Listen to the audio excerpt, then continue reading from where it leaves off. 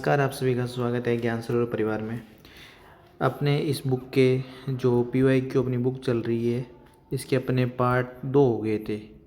जो अभी तक आपने नहीं देखे तो पहले दोनों पार्ट देखना।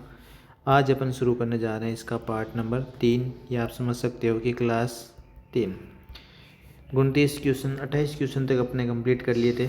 29 नंबर क्वेश्चन देखो, और ऐसे ही क्वेश्चन आपको जो 2026 में 17 जनवरी से जो पेपर शुरू हो रहे हैं थर्ड ग्रेड के, ऐसे ही क्वेश्चन आपको देखने को मिल सकते हैं। देखो, जाडोल कहाँ है? उदयपुर। कुराड़ा कहाँ है? नागौर।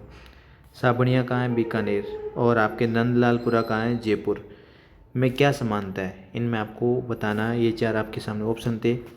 इस बुक का आपने नहीं पढ़ी तो PYQ बुक पूरे मार्केट में उपलब्ध है। आपको थंबनेल में बुक दिख गई होगी। राजस्थान में आप किसी भी शॉप से ये बुक आप ले सकते हो, हर शॉप पे मिल जाएगी, पर ये पढ़ के ज़रूर जाना। तो इसका राइट आंसर होता है ताम्र उपकरण के भंडार, क्योंकि जाडोल, कुराड़ा, साबणिया, बीकानेर, नंदलालपुरा, जयपुर सब में सब आपके क्या तांबे से ये संबंधित है। ठीक है, अब देखो तो राजस्थान की प्रमुख जो इसकी बुक की खास बात आपको ये मिलेगी। देखो, इसकी व्याख्या देखोगे तो आपको पता चलेगा कि इसमें से क्वेश्चन वापस आपके पूछे जाएंगे। देखो, राजस्थान के ताम्र युगीन पुरातात्विक स्थल कौन कौन से हैं? गणेश्वर कहाँ है? सीकर में। इसको तो क्या बोलते हैं आपको पता होना चाहिए।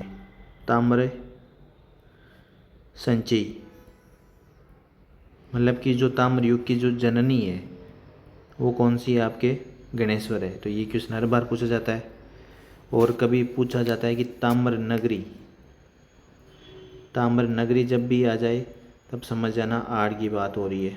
ठीक है, आपके बेणेश्वर, डूंगरपुर, नंदलालपुरा, किरातोट, चितवाड़ी ये जयपुर से संबंधित है। साबनिया, पुंगल बीकानेर, बूढ़ा पुष्कर अजमेर, कुराड़ा डीडवाना, पिंड पांडलिया चित्तौड़, पलाना जालोर, कोल माहौली सवाई माधोपुर, मल्हा भरतपुर, जाडोल उदयपुर, ये सभी जितने भी पुरातात्विक स्थल है ये आपके तांबे से क्या है? आपके संबंधित है। अब इस बार तो ये पूछ लिया, इस बार इनमें से क्वेश्चन कोई सा भी एक क्वेश्चन आपके PYQ में से क्वेश्चन यहाँ से बन जाएंगे, इसलिए आपको PYQ बहुत पढ़ने बहुत ज़रूरी है। ठीक है, क्वेश्चन नंबर आपके सामने है 30।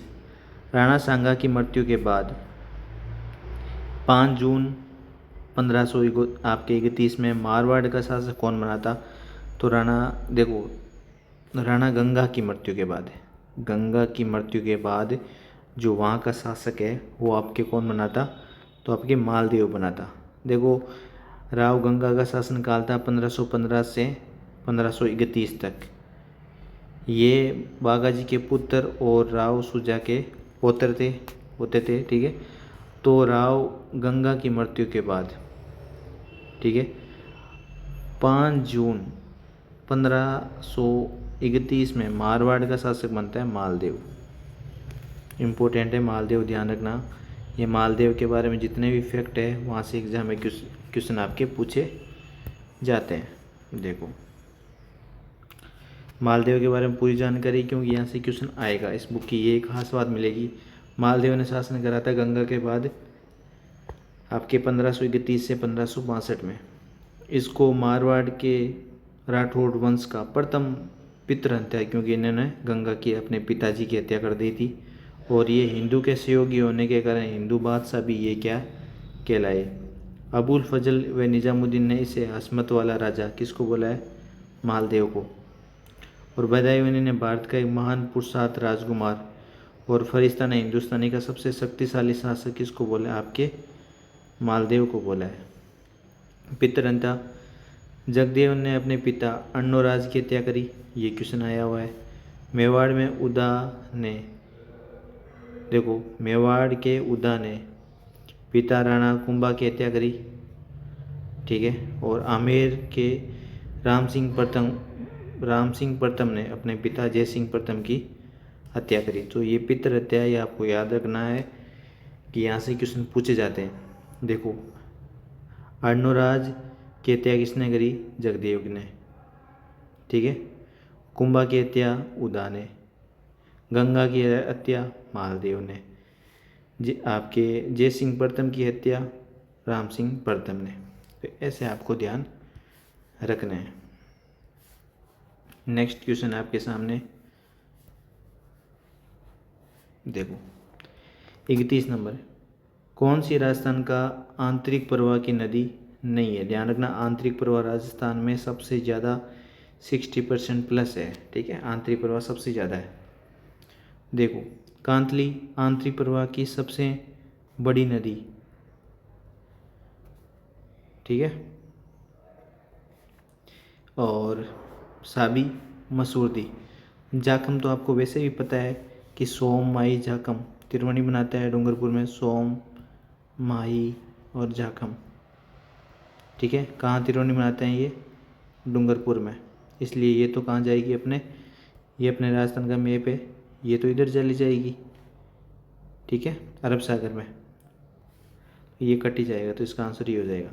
अंत्य प्रवाह वे नदियाँ शामिल है जिनमें जल निकासी सागर या समुद्र तक क्या है, नहीं पहुँच पाता या विलुप्त हो जाता है। आंतरिक प्रवाह के क्षेत्र में घग्गर, वैसे पूछे तो घग्गर आंतरिक प्रवाह की सबसे बड़ी नदी है, पर पूर्णतः राजस्थान की जो, क्योंकि घग्गर तो वहाँ हिमाचल प्रदेश से आती है और ये राजस्थान की है, तो पूर्णतः जब नाम आ जाए पूर्णतः राजस्थान में सबसे आंतरिक प्रवाह की बड़ी नदी, तब कांतली आएगा। नॉर्मल में घग्गर आ जाएगा। रूपारेल, कांकनी सबसे छोटी, ध्यान रखना, कांकेनी जैसलमेर में है, सबसे छोटी आंतरिक प्रवाह की सबसे छोटी नदी है ये। साबी होगी, रोहिली होगी, रूपनगढ़ हो गए, मेहता, खारी, खंडेला, बाणगंगा। बाणगंगा ये आपके भरतपुर में विलुप्त हो जाती है ना। आगे देखो, जाखम नदी ये भंवर माता की पहाड़ियाँ प्रतापगढ़ से निकलती है, बेणे से डूंगरपुर में से थोड़ा पहले लोरावाल बिलूरा गांव के आसपास सोम नदी में मिल जाती है और ये प्रतापगढ़, उदयपुर, डूंगरपुर जिलों में बहती है। और जाखम की सहायक नदी, देखो जाखम की सहायक नदी तो देख लेते हैं। जाखम की सहायक नदी करमाई और सूखली। और आपको पता चल गया ये आंतरिक प्रवाह की नदी नहीं है, ये आपके अरब सागर वाली नदी है, अरब सागर। फिर है ग्रासिया जनजाति का जो मुखिया होता है वो सेहलोत कहलाता है। ये हर बार क्वेश्चन ग्रासियों से पूछा जाता है। ठीक है, पहली बात तो ये पता होना चाहिए, ग्रासिया जनजाति का मुखिया सेहलोत। ग्रासिया जनजाति है कहाँ? आपके सिरोही क्या इधर है ना। जनसंख्या की दृष्टि से मीणा सबसे ज़्यादा राजस्थान में क्या है भाई? मीणा है भाई। क्या है सबसे ज़्यादा? इधर लिख देता हूँ मैं, मीणा। मीणा के बाद किसकी जनसंख्या है ज़्यादा? भील। ठीक है, और सही भील सबसे आदिम आपके क्या है? जनजाति है। पर जनसंख्या में मीणा, मीणा के बाद में भील, भील के बाद में आपके क्या जाएंगे? ग्रासिया आ जाएंगे, याद रह जाएगा। तीसरी बड़ी राजस्थान की ये जनजाति है ग्रासिया। राजस्थान में कुल जनजाति का 3.4%, 3.4। ग्रासिया के गांव या बस्ती के मुखिया को सेहलोत या पटेल कहते हैं। एक ही बात है, सेहलोत बोल दो या आपके पटेल बोल दो। ग्रासिया के घर को घेर या घरों के समूह को फालिया। घर को तो घेर और घरों के समूह को फालिया कहते हैं। इसके बाद देखो, ग्रासिया जनजाति में पितृ सत्तात्मक और पितृवंशीय परिवार, मतलब ग्रासिया जनजाति में किसकी चलती है? आपके पिता की ही चलती है। ठीक है, तो पितृ समाज बोल सकते हो इनको। मृत्यु के 12वें दिन ग्रासिया शव का अंतिम संस्कार करते हैं। ठीक है, और आकातीज से ग्रासिया के 9 वर्ष की शुरुआत हो जाती है। आकातीज से 12वें दिन ग्रासिया शव का अंतिम संस्कार करते हैं। ये फैक्ट है, ध्यान रखना। राजस्थान कहानीकार रे तौर पर देखो किनरी पहचाननी है, ये मोस्ट ज़्यादा सबसे ज़्यादा इम्पोर्टेंट लगा लेना। इनमें जो कहानीकार के तौर पर किनरी पहचान नहीं है वो आपको बताना है। विजयदान देता कहानी पर पहचान है। भंवरलाल भरमर आपके इनकी पहचान है। रामपाल सिंह राजपुरोहित सबसे ज़्यादा राजस्थानी भाषा में लोग पिछली बार बाहर हुए थे। ध्यान रखना, अच्छे से इसको पढ़ लेना। अपने ज्ञान सरोवर की बुक भी आ रखी है, टोटल उसमें आप पेज देखोगे 100 तक पेज है, रट लेना उसको। पूरी राजस्थानी में क्वेश्चन पूछे थे। ठीक है, तो इसका राइट आंसर क्या हो जाएगा? ब्रजमोहन जावलिया। ये राजस्थानी कहानीकार के तौर पर इनकी पहचान नहीं है भाई। बाकी विजय दांतिता की है, भंवरलाल भरमर की है, राम गोपाल सिंह राजपुरोहित की है। देखो क्वेश्चन नंबर 34, अच्छा क्वेश्चन है। वन विभाग राजस्थान द्वारा जारी प्रशासनिक प्रतिवेदन 2021-22 के अनुसार राज्य में कुल वन्य जीव अभ्यारण्य कितने हैं? तो 27। उस टाइम 27 थे। और वन्य जीव संरक्षण अधिनियम, देखो ये सारे PYQ क्वेश्चन है, एक भी क्वेश्चन बनाया हुआ नहीं है। और इन्हीं में से आपके क्वेश्चन के आपके रिपीट होंगे, 100% रिपीट होंगे। वर्तमान में वन्य जीव अभ्यारण्य की बात करें तो ध्यान रखना, पहले तो ये ध्यान रखना वन्य जीव संरक्षण अधिनियम कब बना था? 1972 के तहत विशिष्ट प्रजातियों और आरक्षित क्षेत्र वन्य जीव अभ्यारण्य क्षेत्र, ठीक है। और वन्य जीव अभ्यारण्य का अपन बात करें संचालन केंद्र और राज्य सरकार मिलकर करते हैं। तो अभी वर्तमान में वन्य जीव अभ्यारण्य की बात करें 26। अपने राजस्थान की भूगोल की बुक आ रखी है, ठीक है। भूगोल और अर्थव्यवस्था अब तक राजस्थान की सबसे अपडेट बुक है, वो भी आपको ज्ञान सरोवर पब्लिकेशन टेलीग्राम पे जाओगे तो सारी उसमें PDF दिख जाएगी। असिस्टेंट प्रोफेसर में 38 में से 35 क्वेश्चन राजस्थान में किसी भी बुक में से नहीं आई भूगोल में, तो अपनी बुक में से आए। और करंट अफेयर में 30 में से 26 क्वेश्चन पूरे राजस्थान में किसी भी बुक से नहीं आई।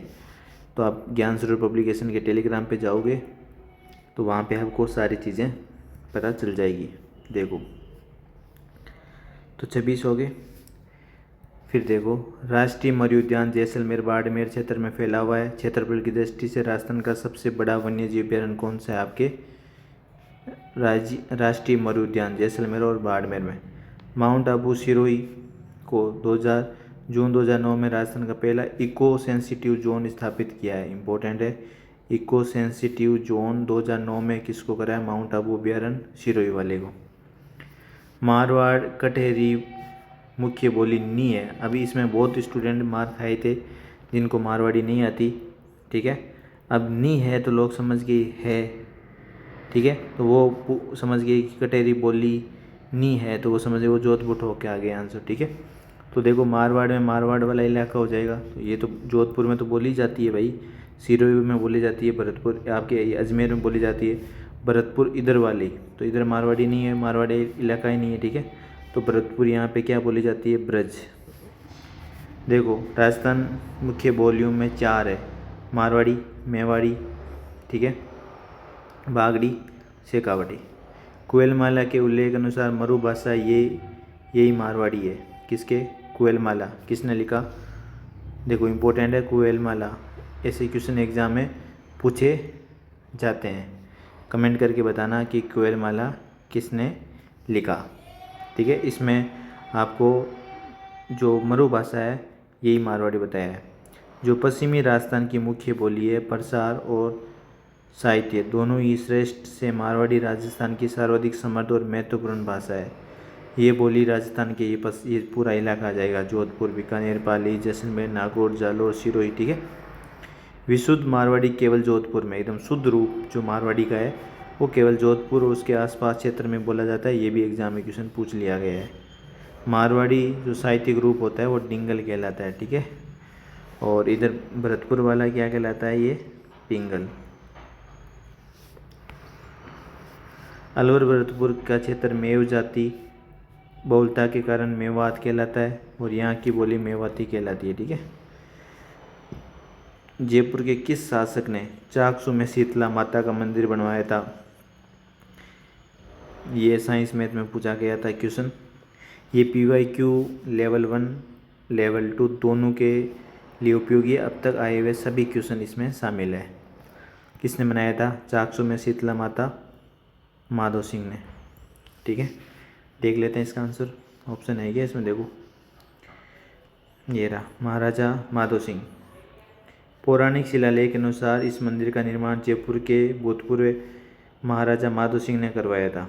चाकसू के शीतला माता का निर्माण। तब से आज तक यहाँ पहला भोग राज दरबार में माता को चढ़ता है।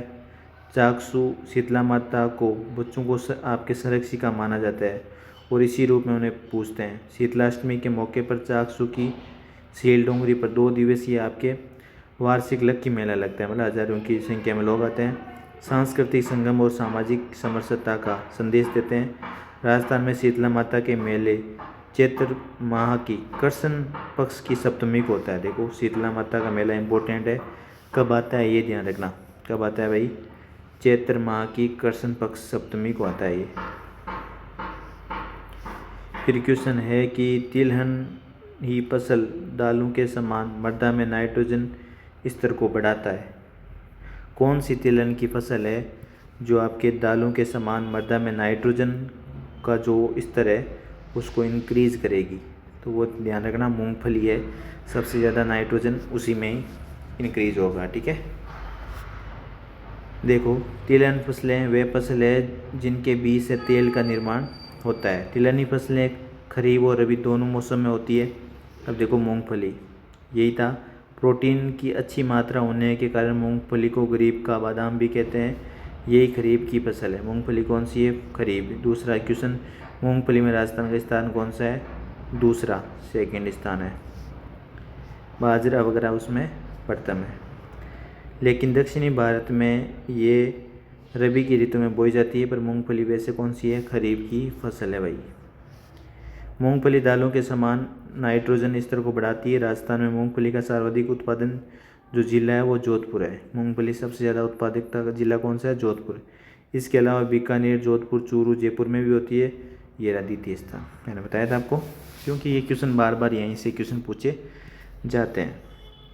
देखो वृक्ष, एक सेकेंड, वृक्ष जिससे कत्था निकाला जाता है तो खेर से कत्था तैयार किया जाता है। जयसमंद के आसपास काफ़ी मात्रा में, इसके अलावा एक तो जयसमंद के आसपास और झालावाड़, कोटा, टोंक, चित्तौड़ में खेर के वृक्ष पाए जाते हैं।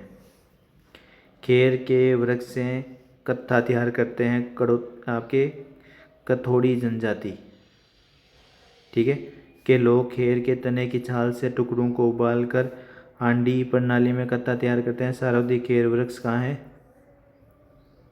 उदयपुर, नया जिला बैलेंस आपके सलोमपुर, चित्तौड़, बूंदी, झालावाड़ में पाए जाते हैं। कत्थे का मुख्य उत्पादन भी आपके उदयपुर में ही होगा। ठीक है, देखो अब यहाँ से आप अगर थोड़ा सा अगर आप दिमाग लगाते हो, एक क्वेश्चन से 10 क्वेश्चन निकलते हैं। कैसे? आप कितना सोचते हो वो आपके ऊपर है। कथोड़ी जनजाति क्वेश्चन आ गया कि कथोड़ी जनजाति कहाँ निवास करती है, कोई भी 4 ऑप्शन दे देगा। आपका आंसर आना चाहिए उदयपुर। उदयपुर ऑप्शन नहीं हो तो वहाँ पे सलोमपुर मिल जाएगा। ठीक है, दूसरा क्वेश्चन कि कंजर जनजाति कहाँ निवास करती है, दोनों को कन्फ्यूज़ करती है। कंजर कहाँ निवास करती है? कोटा। ठीक है, कंजर कहाँ करती है भाई? कोटा में। ऐसे आपको क्वेश्चन ये पता होने चाहिए। ठीक है,